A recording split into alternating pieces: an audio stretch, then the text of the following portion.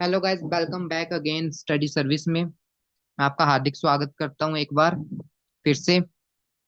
तो आज हमारी 6वीं वीडियो है हमारी पेपर वाली जो प्रैक्टिस सेट चली हुई है। इससे पहले 5 वीडियो में हमने काफी प्रैक्टिस की है। जिन्होंने वो वीडियो नहीं देखी है वो पहले प्रीवियस वीडियो में जाके उन प्रीवियस वीडियोस को देखो। तो मेरा नाम सुमित है। तो हमारा जो इस बार का जो लक्ष्य है, इस बार 90 पार का, तो उसके रिगार्डिंग हम हमारा 6वां प्रैक्टिस सेट लेके आ चुके हैं। चलिए प्रैक्टिस करते हैं हम आज के हमारे क्वेश्चंस की। तो हमारा फर्स्ट क्वेश्चन है, but is the origin of Damodar river. आपको जो दामोदर रिवर है उसका आपको ओरिजिन बताना है। दामोदर नदी का उद्गम स्थल क्या है, जहां से ओरिजिन होती है यानी जहां से ये निकलती है, वो आपको जगह बतानी है। तो इसका जो राइट आंसर रहेगा वो आपका छोटा नागपुर रहेगा। छोटा जो नागपुर है आपका, वो आपका बेसिकली झारखंड में है।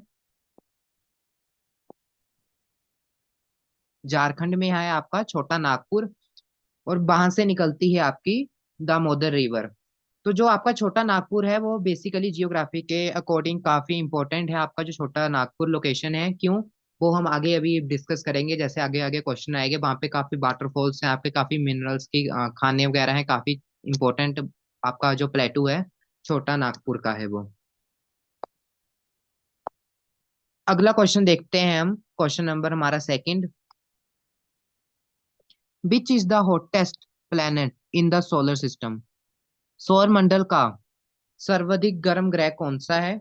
तो ये मैंने आपको क्लास में करवाया था। कौन सी क्लास में, जो मेरी पहली क्लास थी, the earth in the solar system की जो क्लास थी हमारी, उसमें हमने ये डिस्कस किया था कि कौन सा ग्रह है हमारा। तो देखो, अगर आपको लग रहा है ना कि मरकरी आपका सबसे गर्म होना चाहिए क्योंकि ये पहले पर आता है, तो आप बिल्कुल रॉन्ग हैं। बेशक ये पहले नंबर पर आता है, सन के सबसे क्लोजेस्ट है, पर ये सबसे गर्म ग्रह नहीं है।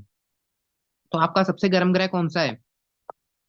साथ साथ में कमेंट सेक्शन में आप अपने आंसर करते चलिए। अगर आपको कोई डाउट है किसी भी टॉपिक के रिगार्डिंग, तो आप वो भी आप पूछ सकते हैं।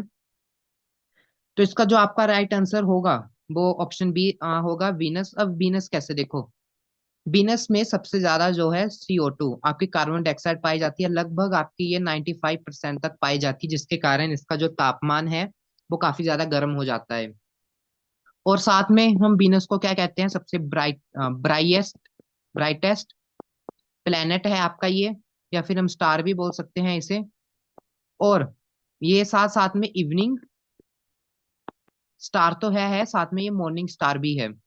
इवनिंग या हम मॉर्निंग स्टार भी इसे कहते हैं। और ब्राइटेस्ट स्टार या फिर ब्राइटेस्ट सबसे चमकीला ग्रह भी है हमारा वीनस। और सबसे ज्यादा गर्म जो ग्रह है वो भी हमारा वीनस है। किस कारण? CO2 के कारण।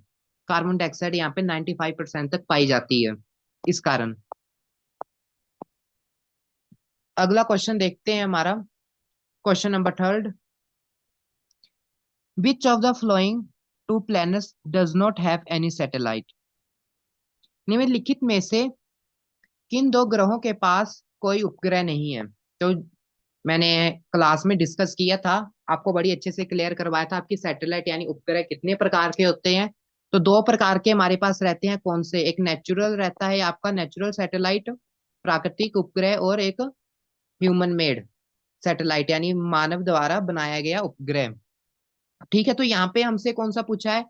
मैंने आपको बताया है, जब प्लैनेट्स के उपग्रह की बात की जाए ना, तो वो हमेशा नेचुरल ही सैटेलाइट की बात करता है, यानी सैटेलाइट आपकी नेचुरल सैटेलाइट है। तो आपको बताना है कि ऐसे कौन से दो ग्रह हैं जिनके पास अपना कोई चंद्रमा यानी अपनी कोई उपग्रह सैटेलाइट नहीं है अब तक। तो उसका जो राइट आंसर रहेगा वो रहेगा आपका थर्ड का, ऑप्शन नंबर ए। मरकरी और वीनस हमारे सोलर सिस्टम में मात्र दो ऐसे ग्रह हैं जिनके पास अपनी कोई सैटेलाइट यानी उपग्रह नहीं है। बाकी 6 के 6 जो प्लेनेट है हमारे, टोटल 8 है हमारे, दो के पास नहीं है। और बाकी 6 के 6 जो ग्रह हैं उन सबके पास अपने उपग्रह हैं। अगला क्वेश्चन देखते हैं, क्वेश्चन नंबर फोर्थ हमारा। Yellow revolution in India is related to what.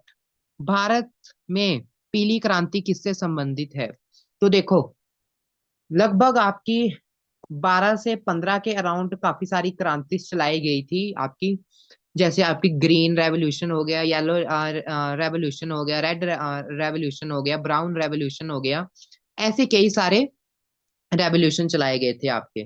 तो ये सारे के सारे जितने भी आपके रेवोल्यूशन है ये सारे इंपॉर्टेंट बन जाते हैं आपके पेपर के पॉइंट ऑफ व्यू से।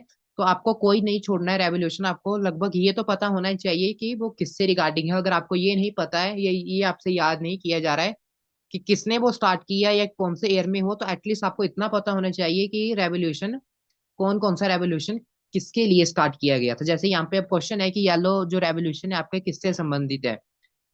तो जो आपका येलो रेवोल्यूशन है तो वो आपका ऑयल सीड से संबंधित है, प्रोडक्शन ऑफ ऑयल सीड, तेल के रिगार्डिंग। जो अपना सरसों का तेल होता है या फिर सूरजमुखी का तेल है हमारा, ऐसे ऐसे जो तेल बनाए जाते हैं उनके रिगार्डिंग हमारा येलो रेवोल्यूशन है। और अगर मैं बात करूं व्हाइट रेवोल्यूशन की यहाँ पे, तो व्हाइट किसके रिगार्डिंग था, हमारा मिल्क के रिगार्डिंग। व्हाइट रेवोल्यूशन जो हमारा है वो मिल्क के रिगार्डिंग है, और येलो हमारा ऑयल, सीड ऑयल्स के रिगार्डिंग है। अगला क्वेश्चन देखते हैं हमारा, question number 5। Which type of the forest are found near the Mediterraneans. भूमध्य सागर के पास किस प्रकार के वन पाए जाते हैं। यानी आपका मेडिटेरियंस जो है यानी आपका इक्वेटर, अगर ये हम बोले तो ये इक्वेटर की बात कर रहा है। आपके इक्वेटर जो है यानी भूमध्य आपकी जो रेखा है उसके पास जो सागर पाए जाते हैं, भूमध्य सागर के पास यानी इक्वेटर के आसपास जितना भी आपका समुद्री जो हिस्सा है, तो वहां पे कौन कौन से प्रकार के वन यानी फॉरेस्ट पाए जाते हैं। तो चार ऑप्शन आपको दे रखी हुई है। तो इसमें से जो आपका राइट आंसर रहेगा वो ट्रॉपिकल रेन फॉरेस्ट रहेगा। ट्रॉपिकल रेन फॉरेस्ट की अगर मैं सबसे बेस्ट फॉरेस्ट की एग्जांपल दूं तो आपका अमेजोन का जंगल, अमेजोन, अमेजोन का फॉरेस्ट जो सबसे फेमस फॉरेस्ट है। और सबसे ज्यादा अगर 20% तक की अगर मैं ऑक्सीजन की बात करूं तो अकेला ये फॉरेस्ट ही हमें 20% तक की ऑक्सीजन देता है। तो ये ट्रॉपिकल रीजन में है। क्योंकि ये इक्वेटर में है तो ट्रॉपिकल रीजन में अक्सर बारिश हमें काफी ज्यादा देखने को मिलती है और गर्मी भी उतनी देखने को मिलती है। तो अमेजोन फॉरेस्ट इसकी बेस्ट एग्जांपल है ट्रॉपिकल रेन फॉरेस्ट की जी। या फिर हम जिन्हें कह सकते हैं evergreen forest, tropical rain forest को भी। तो इसका जो आपका राइट आंसर रहेगा ऑप्शन नंबर सी है। अगला क्वेश्चन देखते हैं हमारा, क्वेश्चन नंबर 6 हमारा आज का। In which country is the black forest mountain located. Black forest पर्वत किस देश में स्थित है। तो ब्लैक फॉरेस्ट एक माउंटेन है, आपको बताना है वो कहाँ पर है।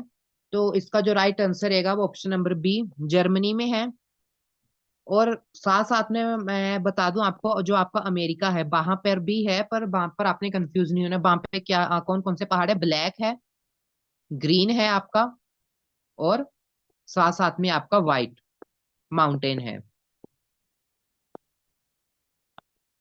पर जर्मनी में क्या है, ब्लैक फॉरेस्ट माउंटेन है। यहाँ पे फॉरेस्ट है साथ में, अगर फॉरेस्ट ना हो अकेला हमारे पास ब्लैक माउंटेन हो तब राइट आंसर होगा अमेरिका। बट ब्लैक फॉरेस्ट जो माउंटेन है वो आपका जर्मनी में होगा। तो इसका जो आपका राइट आंसर है ऑप्शन नंबर बी रहेगा। अगला क्वेश्चन देखते हैं, क्वेश्चन नंबर 7 हमारा, छोटा नागपुर। देखो मैंने आपको फर्स्ट क्वेश्चन से बात की थी, छोटा नागपुर आपका काफी इंपॉर्टेंट प्लेटू है। तो क्या है यहाँ पे हमारा क्वेश्चन, छोटा Nagpur प्लेटू is the world famous for what. छोटा नागपुर पठार विश्व में किस लिए प्रसिद्ध है। देखो पूरे विश्व भर में जो आपका छोटा नागपुर पठार है यानी प्लेटू है, तो पूरे विश्व में किस चीज के लिए प्रसिद्ध है, तो वो हमें बताना है। तो चार ऑप्शन आपके पास दे रखी है, तो इसका जो आपका राइट आंसर होगा वो ऑप्शन नंबर ए रहेगी आपका, मिनरल्स। मिनरल्स के लिए जो आपका छोटा नागपुर प्लेटू है वो पूरे विश्व भर में जाना जाता है। अगला क्वेश्चन देखते हैं, क्वेश्चन नंबर 8 हमारा, which type of mountains are formed when the land rise in the middle of the rift valley. यानी ये क्या बोल रहा है, जब भूमि किसी दरार घाटी के माध्यम से उठती है तो किस प्रकार के पर्वत का निर्माण करती है। तो देखो ये बोल रहा है जहां पे दरार यानी जहां से भूमि, जहां पे क्रैक्स आ जाते हैं वहां से अंदर से हमारी जब भूमि निकलती है दबने के कारण नए नए पहाड़ों का फॉर्मेशन होती है। बनते हैं, तब हम उन पहाड़ों को क्या कहते हैं? तो इसका जो राइट आंसर रहेगा आपका क्वेश्चन नंबर 8 का, वो है आपका ब्लॉक माउंटेन। तो आपका ब्लॉक माउंटेन हम उन्हें कहते हैं, ये माउंटेन्स की टाइप है, जैसे आपकी न्यू माउंटेन्स जिन्हें हम यंग माउंटेन कहते हैं, यंग माउंटेन आपके होते हैं, ब्लॉक माउंटेन होते हैं, फोल्ड माउंटेन होते हैं, और कई सारे माउंटेन्स होते हैं। तो अगर मैं बात करूं, हमारे जो भारत के साथ जो टच होते हैं, कौन सी श्रृंखला है, वो आपकी यंग माउंटेन की श्रृंखला है। आपके न्यू माउंटेन्स हैं वो कौन से? The great Himalayas. अगला क्वेश्चन देखते हैं, क्वेश्चन नंबर हमारा 9। Around whom do comets revolves? धूम धूमकेतु किसके चारों ओर घूमता है? जो आपको कमेंट है यानी धूमकेतु है, वो किसके चारों ओर रिवॉल्व करता है यानी घूमता है? तो इसका आपका राइट आंसर रहेगा, वो ऑप्शन नंबर ए रहेगा, वो सूर्य के चारों ओर घूमता है। क्वेश्चन नंबर 10 देखते हैं हम। In which layer of the atmosphere are communication satellite located? संचार उपग्रह वायुमंडल की किस परत में स्थित है? तो देखो, आप जो संचार करते हैं यानी आप कम्युनिकेशन फोन के थ्रू करते हैं आप, तो वो एक हमारी कम्युनिकेशन सैटेलाइट है, यानी मानव द्वारा बनाया गया उपग्रह यानी ह्यूमन सैटेलाइट है। तो वो हमारी कौन सी परत में पाई जाती है? देखो, हमारी एटमॉस्फेयर की काफी सारे परतें होती हैं, तो उनमें से वो कौन सी परत में होती है? एटमॉस्फेयर एटमॉस्फेयर की कौन सी लेयर में वो कम्युनिकेशन सैटेलाइट हमारी पाई जाती है? तो इसका आपका जो राइट आंसर रहेगा, ऑप्शन नंबर डी रहेगा। लूनोस्फेयर में आपकी हमेशा आपको देखने को मिलेगी जो आपकी कम्युनिकेशन सैटेलाइट है, जो आपको संचार करने में मदद करती है, वो दोनों स्फीयर में पाई जाती हैं। तो आज के लिए इतने क्वेश्चन काफी हैं, तो जल्दी हम अपनी अगली नेक्स्ट वीडियो में मिलेंगे। और साथ में जिन्होंने नहीं अभी पिछली वीडियोस देखी हैं, तो प्लीज रिक्वेस्ट है वो पिछली वीडियोस एटलीस्ट देखकर आगे आए। हम धीरे धीरे बेसिक से एडवांस की तरफ जा रहे हैं। जब आपका बेसिक ही क्लियर नहीं होगा, तो एडवांस में आपको समझने में दिक्कत आएगी। तो जिन्होंने नहीं देखी है, वो पहले जाके देखें। फर्स्ट वीडियो से लेकर ये आपकी आज की 6th वीडियो थी। जल्दी हम 7th वीडियोस में भी सबसे इंपॉर्टेंट टॉपिक हम डिस्कस करने वाले हैं, जो हमारी अगली वीडियोस रहेगी।